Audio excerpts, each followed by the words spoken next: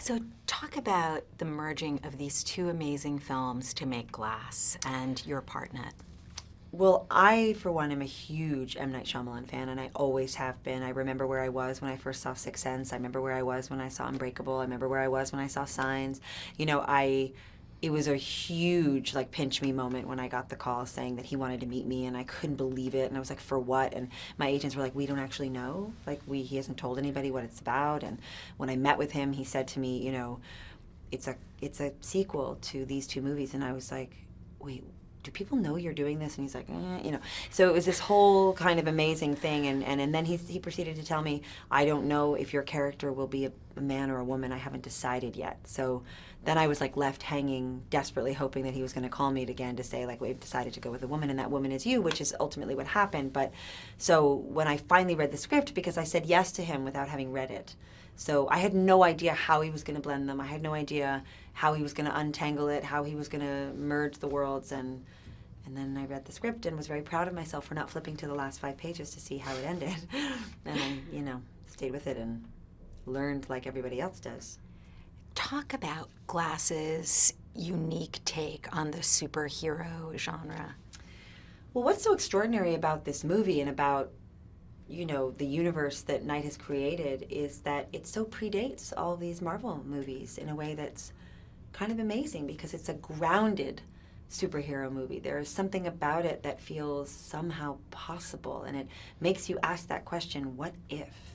Which I think is such a wonderful way to enter a world and a portal, you know, which I always feel like we're doing when we go sit in the dark with a bunch of strangers and watch a movie, and you really enter this universe. And something about, like, could the guy that's saving the community be the guy who works at your local electronics store as a security guy? And, you know, it's just a kind of beautiful meditation on these possibilities. And I just think it's a kind of uplifting notion. And to be able to watch a movie about power and fantasy and all these things, and not see anybody with you know, a rocket pack and an iron suit, that, you know, not that those movies aren't wonderful, they're hugely entertaining and I have enjoyed watching many of them, but I love being a part of this world where all the same elements are at play, but in a way that feels really grounded. Was there a scene that you filmed that just had a lasting imprint on you? Well, anytime I was in a scene with James McAvoy, it was particularly memorable because I was watching an actor, I think, give one of the greatest performances of their career in a way that was so death-defying and utterly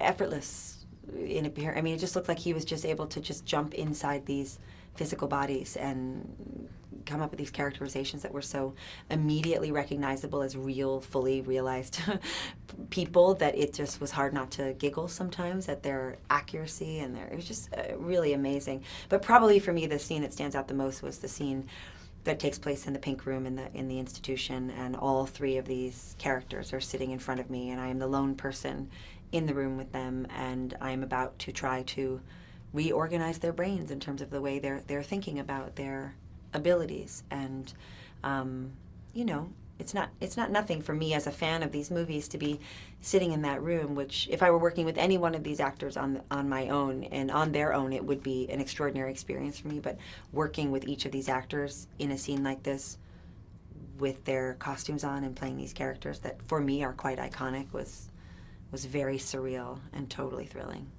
Thank you so much. Hey there, here's today's daily fact. That slightly scandalous charcoal drawing of a topless Kate Winslet in Titanic was drawn by none other than the director himself, James Cameron. Now, if you want something done right, sometimes you just need to do it yourself. Now remember to click here below to subscribe for more content, or on the side to watch another video.